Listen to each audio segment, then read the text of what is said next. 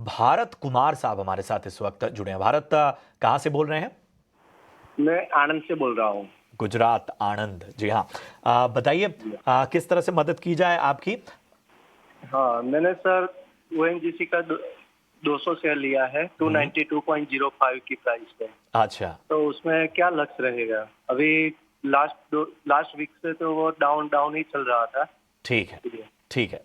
तो हमें ये भी बता दीजिए कितना समय दे सकते हैं आप? मैं उसमें एक डेढ़ महीना रुक सकता हूँ। ठीक है, 1-1.5 महीने रुक सकते हैं। तेजस, मैं आपके पास आना चाहूंगा।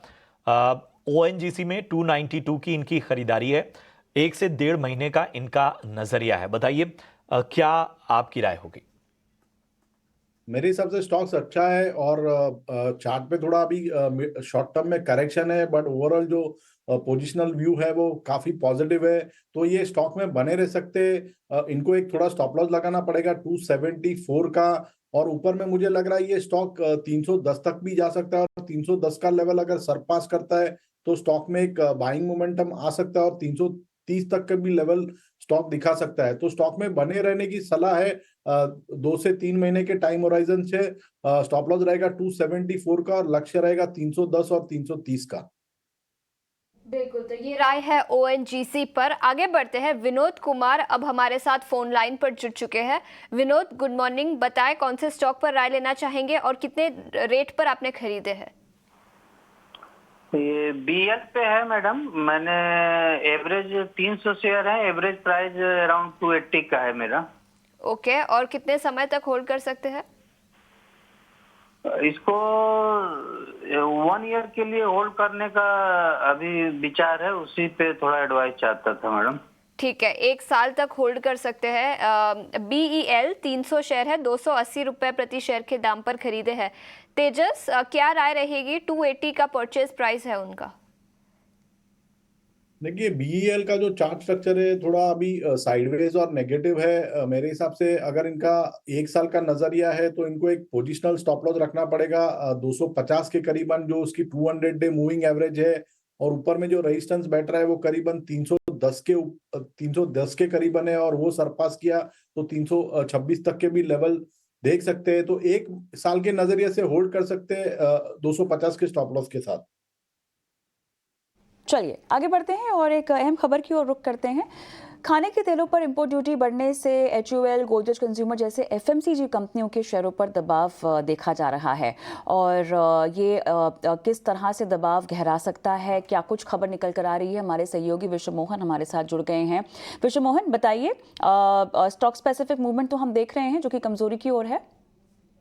बिल्कुल सही बात है, क्योंकि जो ड्यूटी बढ़ने की वजह से उनके जो इंपोर्ट अगर महंगा होगा तो उनके लिए जो रॉ मटेरियल के जो कॉस्ट है वो ज़्यादा हो जाता है। इस वजह से एफएमसीजी कंपनियों के लिए ये नुकसान की खबर है। अगर आप ड्यूटी की बात करें तो बेसिक इंपोर्ट ड्यूटी जो क्रूड पाम तेल, क्रूड सोयाबीन और क्रूड सनफ्लावर ऑयल पे import duty, basic import duty 0 थी, लेकिन एआईडीसी जो एग्री इंफ्रा डेवलपमेंट सेस थे वो लगा के उन पे 5.5% के आसपास की ड्यूटी थी। तो अब 20% ड्यूटी बढ़ाई गई है। अब इफेक्टिव ड्यूटी क्रूड सनफ्लावर, सोया और पाम पर ये ड्यूटी 27.5% हो गई है। वहीं रिफाइंड पर ये ड्यूटी बढ़कर 35% से भी ज़्यादा हो गई, 35.75% हो गई है। तो ये उन कंपनियों के लिए जिनके रॉ मटेरियल में जिनका इस्तेमाल होता है क्रूड पाम का, उनके लिए तो ये निगेटिव खबर है। लेकिन किसानों के लिहाज से देखें तो ये काफ़ी अच्छी खबर है, क्योंकि किसान लंबे समय से ये इसकी मांग कर रहे थे कि ड्यूटी को बढ़ाया जाए। अब सोयाबीन का अराइवल सीजन आ रहा है अक्टूबर से, ऐसे में भाव एमएसपी के भी नीचे आ गया था।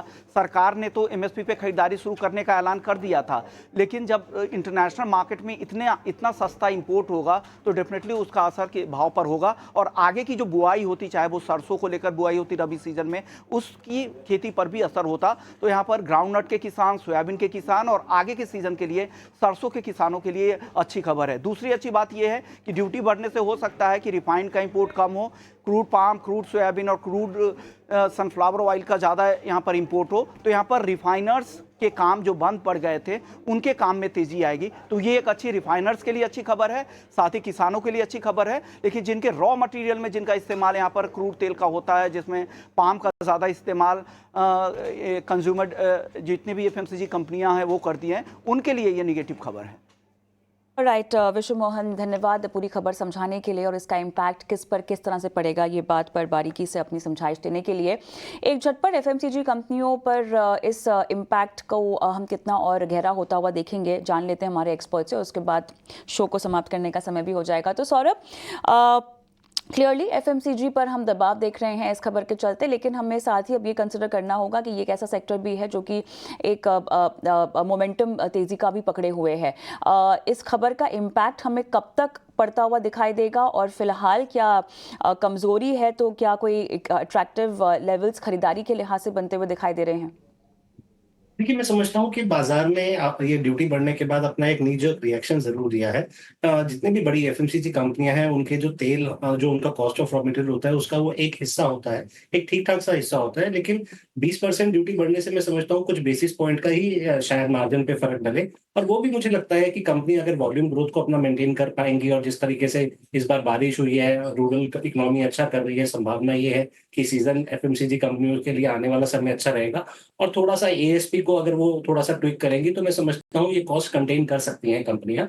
तो अभी एक मार्केट का नी-जर्क रिएक्शन के रूप में देखता हूँ। वहीं इसका फ़ायदा जैसे कंपनियाँ जैसे जो तेल के कारोबार में है, जैसे अदानी विलमार, मैं समझता हूँ उन कंपनियों को काफ़ी फ़ायदा हो सकता है। पिछले साल ये कंपनियाँ परेशानी में थी, क्योंकि तेल की कीमतें बहुत गिर गई थी, लॉसेस में आ गई थी, मार्जिन एकदम dwindle हो गए थे। लेकिन लास्ट क्वार्टर की अर्निंग्स बहुत अच्छी आई हैं, और अभी तेल की कीमत ये जो इम्पोर्ट ड्यूटी लगी है, मैं समझता हूँ इनसे इस कदम से अदानी विल्मर जैसी कंपनी को और फ़ायदा भी मिल सकता है। तो ये भी एक चीज़ ध्यान रखनी पड़ेगी। राइट, चलिए, तो आपने बखूबी ये खबर को समझाया, इसके इम्पैक्ट को समझाया। जुड़ चुके हैं फोन लाइन पर। गुड मॉर्निंग, बताएं कौन से स्टॉक पर राय लेना चाहेंगे? हाँ, जोमेटो पे है मैडम, जोमेटो पे। ओके, कितने शेयर है आपके पास? हमारे पास 550 है। ओके, कौन से रेट पर खरीदे थे? अभी वो 130 समथिंग है। ठीक है, तो स्टॉक अभी तो 270 के आसपास है, तो अच्छा मुनाफा इस पोजीशन पर आपको है। और कितने समय तक होल्ड कर सकते हैं? मैम, हाँ, मैं यही पूछना चाह रहा हूँ कि इसमें प्रॉफिट बुकिंग किया जाए, या हम इसको चाहते हैं 2 साल 3 साल और हम रखना? ठीक है, 2 से 3 साल का टाइम होराइजन होगा। सौरभ, आपसे पूछना चाहूंगी, फंडामेंटल्स पर जोमेटो पर क्या राय रहेगी? 133 रुपए प्रति शेयर के दाम पर उन्होंने खरीदे थे, और 2 से 3 साल का टाइम होराइजन है उनका। EBITDA पॉजिटिव पिछले 3-4 क्वार्टर पहले ही हो गई थी, और धीरे-धीरे हम देख रहे हैं कि अभी प्रॉफिटेबिलिटी की तरफ बढ़ रही है। दूसरी ओर जो इन्होंने ब्लिंकिट का एक्विजिशन किया था, वहाँ पर भी कंपनी काफ़ी ऑप्टिमिस्टिक है, और जीएमवी का जो कंपनी के ग्रोथ प्रोजेक्शंस हैं वो काफ़ी अच्छे हैं, और ब्लिंकिट भी प्रॉफिटेबल होने वाला है। देखिए, बाजार तो ओवरऑल महँगा ही है, वैल्यूएशन भी महँगी है, लेकिन जो आउटलुक है वो कंपनी का अच्छा लगता है, क्योंकि इनका जो आउटलुक है होल्ड करने के लिए वो 2 से 3 साल का है। तो मेरी सलाह ये रहेगी कि आप होल्ड करें, और अगर आप पार्शियली प्रॉफिट बुक करना चाहते भी हैं, तो मैं समझता हूँ 30% आप बुक कर सकते हैं। चलिए, तो अगर प्रॉफिट बुक करने की मंशा है तो पार्शली आप कर सकते हैं ऑलमोस्ट 30%, वरना लंबी अवधि के लिहाज से सौरभ के मुताबिक आपको रुके रहना चाहिए।